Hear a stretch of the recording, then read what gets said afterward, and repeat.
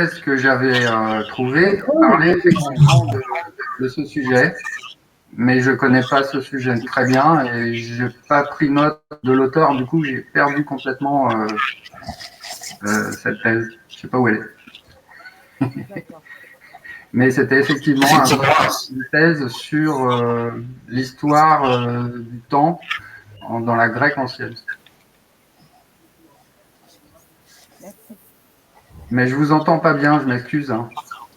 Oui, moi aussi. Et si vous pouvez monter le son. Très bien.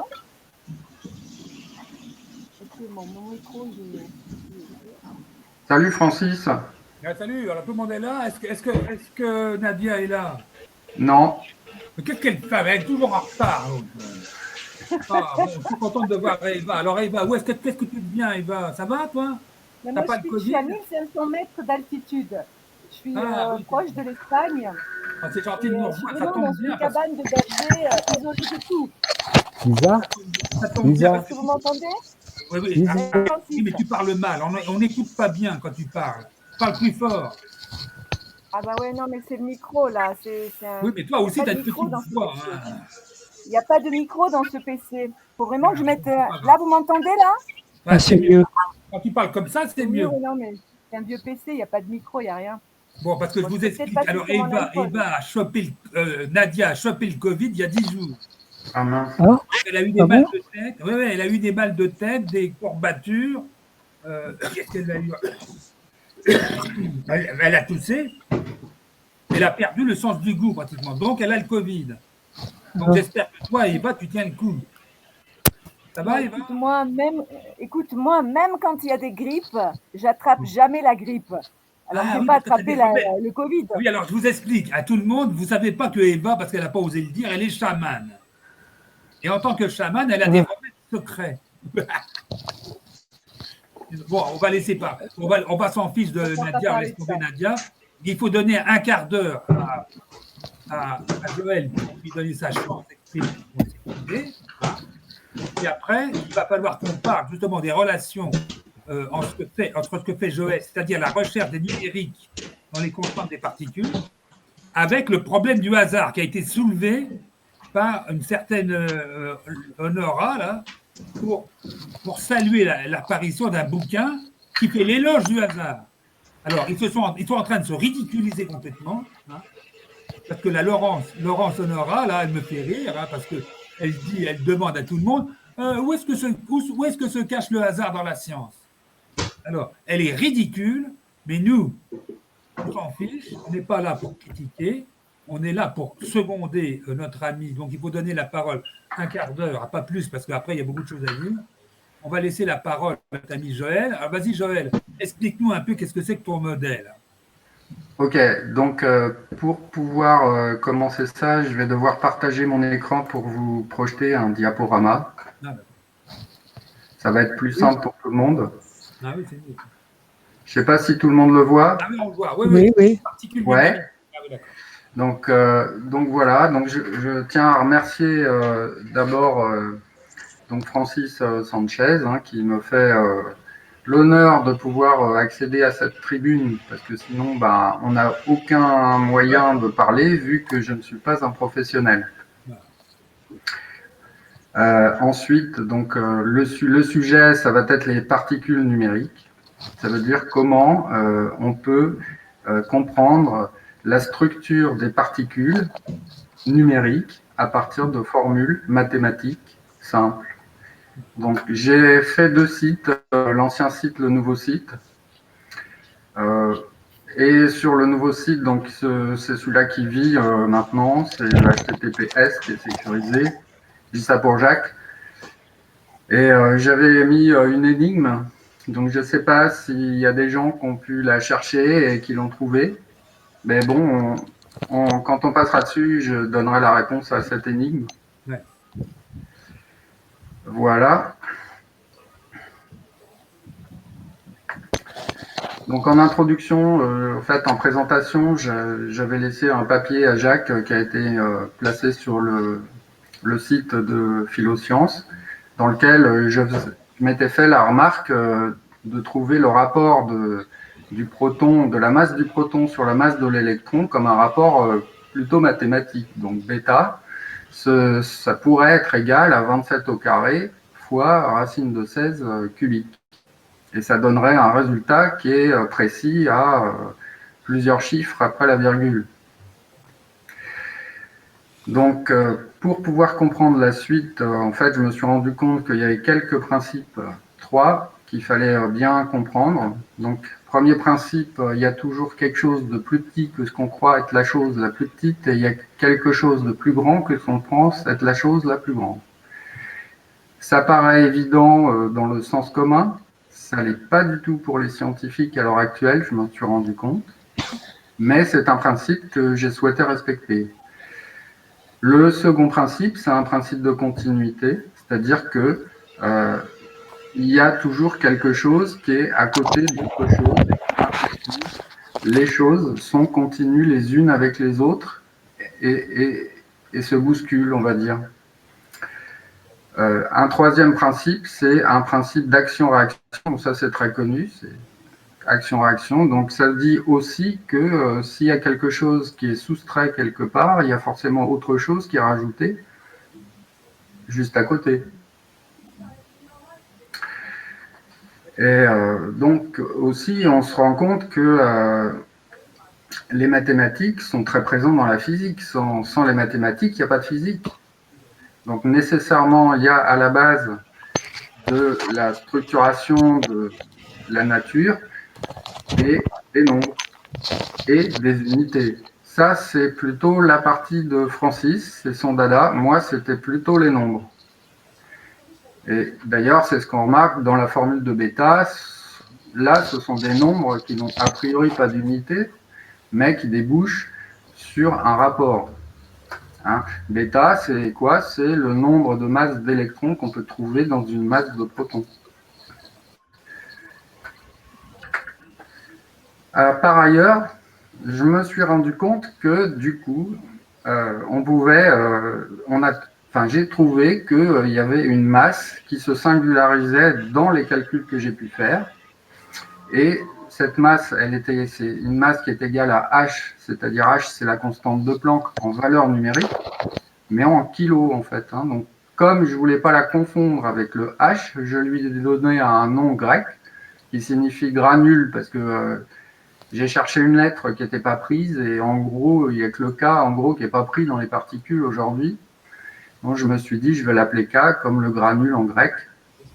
Et j'en profite pour souhaiter bonne fête nationale à tous les Grecs s'il y en a, parce que c'est la journée de la Grèce aujourd'hui, c'est le bicentenaire, pour ceux qui ne le savent pas, de la révolution grecque et qui tombe le même jour que la fête de l'Assomption parce qu'ils sont orthodoxes, c'est-à-dire pour nous c'est le 15 août, l'équivalent du 15 août. Et bon voilà. Après, par ailleurs, j'avais appliqué ce que j'appelle une équation de l'univers. En gros, c'est appliquer avec la constante K à la place de la constante grand G de Newton. Donc, on utilise la même équation de mouvement. Et j'avais trouvé une masse équivalente à 60 K. Je me suis dit, c'est quand même étrange, c'est bizarre. Et j'ai cherché longtemps qu'est-ce qui pouvait bien se cacher là-dessous.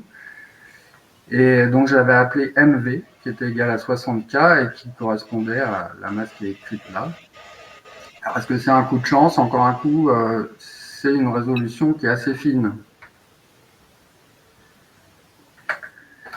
Alors je me suis dit, mais comment, avec tout ça, avec les principes que j'ai indiqués avant, on peut structurer la matière? Donc je savais par ailleurs qu'il y a un axe, c'est l'axe de déplacement des corps, qui correspond aussi à l'axe du temps. Donc ici, Z est confondu avec T. Et ensuite, je me suis dit, mais tout tourne tout le temps, donc il doit y avoir une espèce de truc en spirale qui se déplace, ou en tout cas qu'on peut dessiner. Donc probablement les 60 cocos, ils peuvent avoir cette forme-là. C'est-à-dire une forme comme ça, en spirale, avec quelque chose à l'intérieur. A priori, pour moi, vu le modèle que j'avais développé, c'est plutôt la charge qui est à l'intérieur, donc qui circule à l'intérieur du cylindre décrit par les les billes rouges et bleues. Donc j'ai fait rouge et bleu parce que en fait, ça, pour moi, ça doit ressembler plutôt à un antiprisme hexagonal, c'est-à-dire que c'est alterné 1 sur 2, quoi. Et ensuite, donc évidemment, l'électron, c'est quelque chose qui est très bien décrit dans la physique, partout. Je me suis dit, tiens, l'électron, à quoi ça pourrait correspondre dans un schéma qui ressemblerait à ça? Et j'ai trouvé que l'électron, il pourrait avoir 1440 cocos qu'il constituerait, et puis ça pourrait donner ce résultat en kilogrammes. Et là, je vous présente la formule des particules numériques. Donc cette formule, elle décrit d'abord M et N, c'est un paramètre. Hein, donc M, c'est le, comment dire, c'est le trou. Ça décrit en fait le nombre de cocos qu'il y a au centre du cylindre. C'est-à-dire ici, par exemple, il y en a 6. Et N, ça décrit le nombre d'épaisseurs qu'il y a ici. Donc là, on va dire qu'il n'y a qu'une seule couche, parce que j'ai fait alterner, mais ça, c'est une seule couche. Et donc, on peut dire que l'électron, il a 6, il démarre à 6 de trou central de 6, et qu'il a une épaisseur de 4. Et à ce moment-là, on trouve 1440. En 17 caractères alphanumériques, hein, Francis. Ouais, d'accord. Alors, j'ai fait la même expérience pour le boson de Higgs. Et le boson de Higgs, bah, ça donne ça. Et donc après, on peut multiplier par la masse du coco, et on trouve les masses équivalentes. Alors, ça ne donne pas des masses tout à fait justes. Ça donne des masses, comme on l'a vu avant, qui sont approximatives. Donc N, c'est donc le nombre de couches, et M, c'est la couche de départ, et donc la taille du creux, en fait. Donc à partir de là, on peut faire un tableau. Donc on a M ici, et N là. On prend que les paires. Pourquoi? Je prends que les paires parce que, justement, il y a une couche sur 2, et forcément, c'est pair à cause de la structure. C'est-à-dire, ce qu'on enlève d'un côté, on le retrouve de l'autre, c'est inévitablement pair. Ça ne peut pas être impair. Parce que c'est symétrique, en fait. Alors, l'électron là-dedans, il est ici, 1440. Et puis, le boson de Higgs, il se cache là. Alors, sur le boson de Higgs, j'ai un petit doute. Ça peut être celui-là ou celui-ci. Mais bon, a priori, c'est quand même celui-là. Et puis, il y a d'autres éléments qui sont là-dedans. Et là, il a fallu que je me creuse la tête pour arriver à trouver. Et en fait, j'ai pas tout compris en même temps. Là, je le présente d'une certaine manière. Donc, on va continuer. À partir de cette courbe, en fait, on peut établir une sorte de stabilité dans les nombres. C'est-à-dire que les nombres ont des multiplicateurs et donc des diviseurs. Et ces diviseurs, on peut faire des opérations avec au niveau le plus fin qui soit, c'est-à-dire, par exemple, ça peut être 4 est égal à 2 fois 2, donc ça c'est facile. 6 c'est égal à 2 fois 3, ça c'est facile aussi, mais 5 c'est seulement égal à 1 fois 5. 7, c'est seulement 1 fois 7. 8, par contre, ça devient plus intéressant parce que c'est 2 fois 4, mais aussi 2 fois 2 fois 2. Et puis 9, c'est 3 fois 3, 9. Après 10 et ainsi de suite. Et en fonction de ça, on a de plus en plus de combinaisons qui sont possibles avec les nombres, ce qui rend les combinaisons des cocos possibles entre eux, de plus en plus probables. Et donc, j'ai établi, ça m'a demandé plusieurs années, parce que j'ai pas de gros moyens, une courbe de stabilité. Cette courbe de stabilité, j'en ai extrait ici pour la démonstration que 3 éléments. Donc pour n égale 3, 4, 6, 7. Alors le 4, c'est pour l'électron. Le 7, on le verra plus tard, c'est pour les quarks. Et ça donne à peu près ça. Donc ça, c'est en prenant uniquement les stabilités, les chiffres de stabilité qui sont dans ce tableau-là. Il y en a d'autres qui sont des nombres qui sont entre tout ça. Ceux-là, je ne les ai pas sortis. Enfin, je les ai, mais ils ne sont pas dans ces courbes. Alors là, ça va plaire à Francis. Donc, à partir de là, j'ai réussi par une autre méthode que je vais vous indiquer juste après, à établir des déchiffrements pour différentes particules. Donc, le neutrino, par exemple, 144, parce que pour le neutrino, il y a plusieurs identifications possibles et c'est pas très net. L'électron, donc ça c'est assez net. Le positon, c'est net aussi, sauf que vous voyez qu'il y a une très grosse différence, alors que la masse de l'un est égale à la masse de l'autre. Donc la différence entre les deux vient des charges. Pourquoi? Parce qu'il y a une partie de l'énergie de l'électron qui est perdue par une charge négative, et il y a une partie de l'énergie du photon initial qui constitue donc l'électron et le positon, qui crée une charge positive. Donc quand c'est négatif, ça vient en moins, quand c'est positif, ça vient en plus. Le muon qui est là, donc 302 400, il est sur le 6, c'est-à-dire que si je reviens sur le tableau précédent, il est sur 1, 2, 3, 4, 5, 6. Il est ici. Non, il est là. 1, 2, 3, 4, 5, 14 400. Ça doit être là. Non, c'est combien déjà? 302 400. Ah non, c'est ici. C'est bien sur le 6 en n égale à 20. Et si on fait le rapport entre le muon et l'électron, on trouve 210. C'est pour ça que je dis que ça va plaire à Francis, parce que c'est aussi la valeur qu'il a trouvée dans sa doc TNT.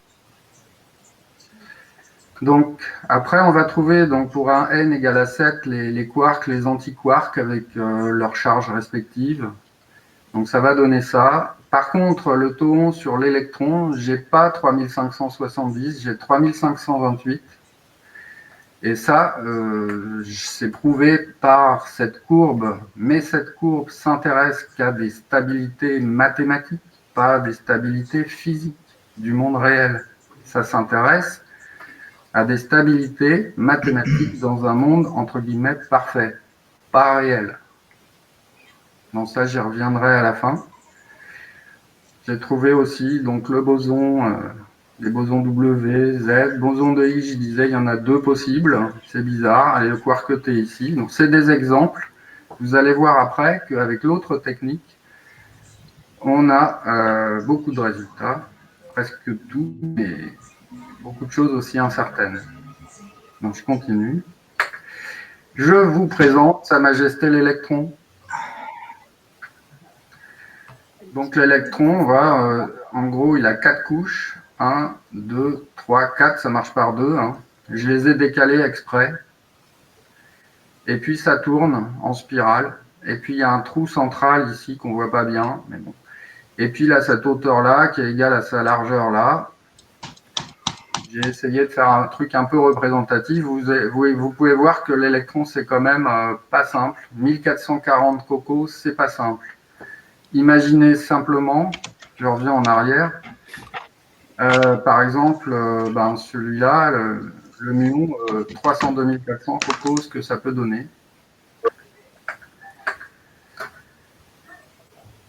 Voilà, donc ça c'est vue de dessus, vue de 3/4. Alors ensuite, ce qu'on remarque aussi, c'est que ici, ça fait des dents. Hein, 1 sur 2, là, on a des dents. Je leur montre le truc initial ici. Ce qu'on voit, c'est qu'on a des espèces de petites dents qui se distinguent dans la structuration des pourtours des cylindres. Ça va être important. Voilà, parce que qu'est-ce qui se passe quand les particules se transforment entre elles ou qu'elles ont des réactions de particules? Bon, je m'excuse au niveau du vocabulaire. Je ne suis pas un professionnel, donc je n'utilise pas un vocabulaire scientifique pur, etc. J'essaye de donner du sens à ce que je dis. Et donc, par exemple, ici, j'ai dessiné un photon gamma. Donc, j'ai fait deux parties volontairement. C'est quand le photon gamma se transforme à la fois en électron et en positron, ça vous donne ça. Et quand les deux se rencontrent, ça vous donne un photon gamma.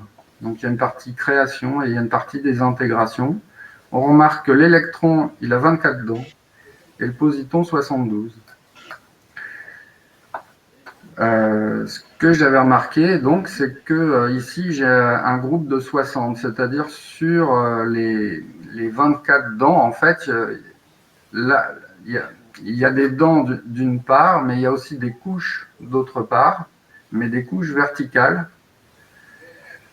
Et une couche verticale, c'était 60 cocos, en fait. Donc, je vais continuer. Et donc, du coup, j'ai trouvé que sur n égale 4, on trouvait une couche pour 60 cocos. Sur n égale 7, on trouvait une couche, mais pour 20 160 cocos. Et sur n égale 9, qui est la couche, en fait, du boson de Higgs, mais des bosons Z, etc., on trouve 1 814 400 000 cocos pour une couche. Donc, plus on augmente le nombre de couches, et plus on a une densité qui est importante dans les particules. Alors, il n'y a pas longtemps, parce que c'est en rédigeant cet exposé que je m'en suis rendu compte, j'ai fait une recherche et je suis tombé là-dessus. Donc, en fait, c'est une suite. Si je mets 60, 20 160, machin, vous tombez sur une suite. Et cette suite, c'est en fait n plus 1 factoriel sur 2. Et cette suite, si vous la combinez avec le tableau que je vous ai montré précédemment, et donc avec la formule ici, vous trouvez le nombre de dents. Le nombre de dents des particules. Et à partir du moment où vous avez les réactions nucléaires de combinaison des particules d'un côté, le nombre de dents de l'autre côté, vous pouvez le combiner et en déduire le nombre de dents de toutes les particules. Enfin, c'est un peu comme un jeu après où il faut boucher les trous, mais c'est pas toujours facile quand même. Et donc ça, c'était la réponse à l'énigme que j'avais laissée sur mon site. Et en fait, le référencement de la chanson est référencé avec ce numéro de série, qui est le numéro de la suite sur le site qui donne toutes les suites. Je ne sais plus comment il s'appelle. Opis, un truc comme ça. Donc là, j'ai montré un exemple de positionnement des différentes particules, donc dans les différentes séries, avec le nombre de dents. Donc ce que je disais tout à l'heure, l'électron a 24 dents, le positron 72. Ah, là, on trouve l'anti-U, le quark D, le quark anti-D, le quark U. Des choses sur lesquelles je ne suis pas sûr, donc j'émets des points d'interrogation. Je ne sais pas.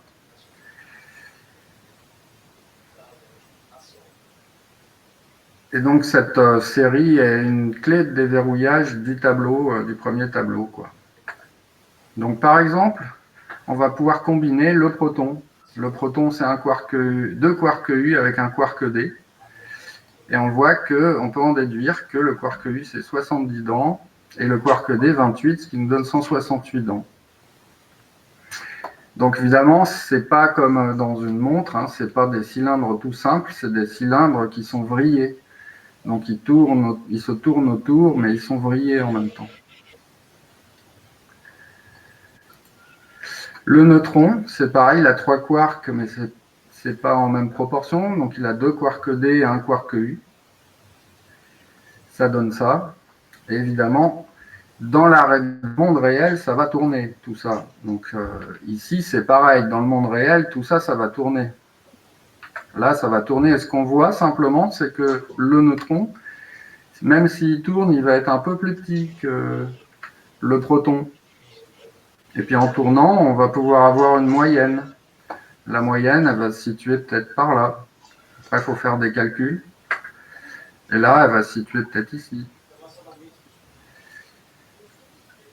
Bon, Joël, tout ça, c'est intéressant. Et donc, ensuite, je vais peut-être aller jusqu'à la fin.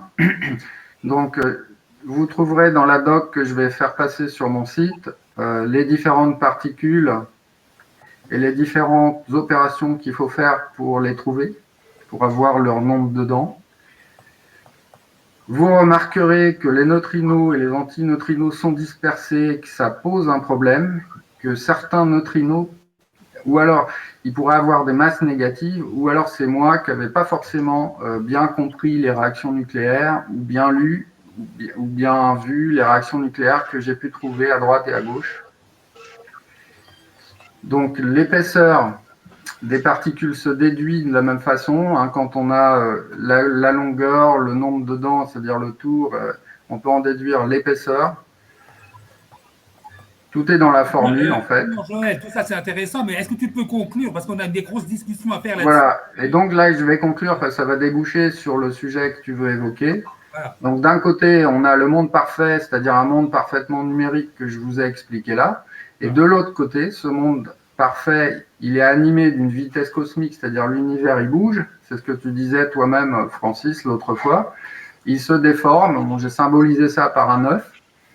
Donc on a des relations qui sont purement mathématiques dans le monde parfait. On a d'autres relations qui sont aussi purement mathématiques dans le monde réel et qui n'ont pas forcément de correspondance avec le monde parfait.